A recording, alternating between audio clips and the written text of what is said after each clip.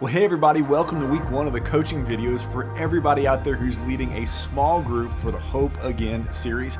My name is Danny, and I'll be one of your coaches for this series. So I'm here to help you and your group have a great experience. Now, I know God's going to use you to make a difference in people's lives as you step out to host a Hope Again small group, and I'm so very thankful that you've taken that step. So let's start by talking about how to prepare for each group that you're going to host.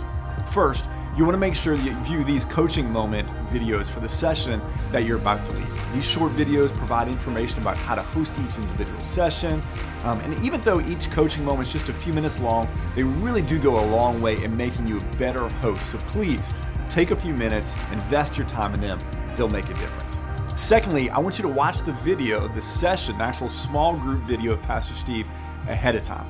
Have your Hope Again daily guide with you and have it open so you can write down notes and talk about certain points that you really want to be able to highlight in your group. It's important for you to know that we put more discussion questions in each session than most groups are going to have time to cover. And we really do this on purpose so that you have the flexibility to select what fits best for your group. So once again, review the video teaching and then really kind of decide to focus on what questions you want to focus on first. Remember this, the goal is not to get through all the questions.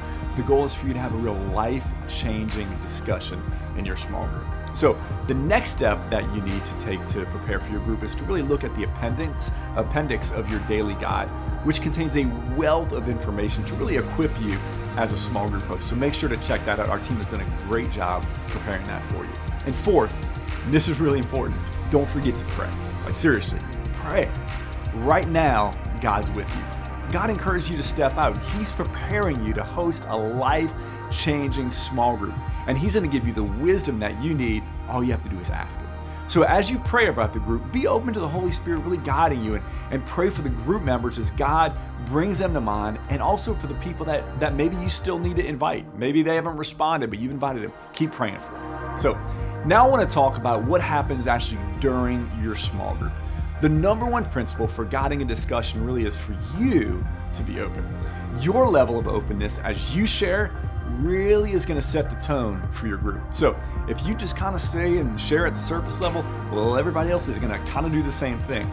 But if you take a risk and you go deeper, some members of your group, they're going to go there with you as well, and it's really going to enrich your discussion, and real life transformation is going to take place. So I encourage you to push yourself on this, maybe share a little bit more openly than you would normally do when you answer questions, because that's going to make it easier for everybody else to really open up and really allow the Holy Spirit to be able to minister to them in your small group.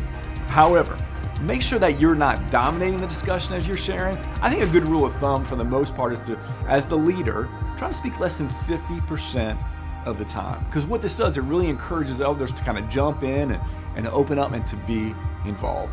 You see, the more that people feel heard, the more likely they're going to come back, the more likely they're going to grow. Now, a good way to make sure that you're letting the silence, kind of do its job is to just count to 3, 4, 5, 6, maybe even 7 in your mind. And trust me, just wait. When you ask a question, just let the silence sit there.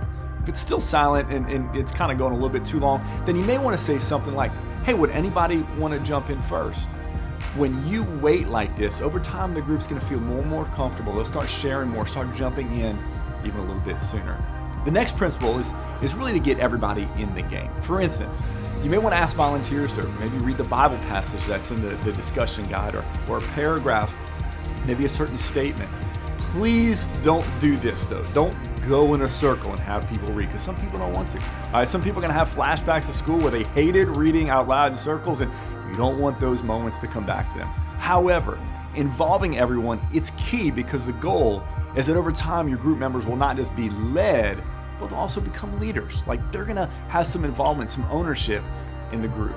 They might help one other person just learn what they're walking through, right? As you're in group together. So you don't know what gifts people can bring to the table until you give them a chance to kind of step out and make a difference. So start by doing your best to get everybody involved in some way. Now, if your group is new, or if new members have joined your already existing group, your top priority is to make everybody feel as welcome as possible.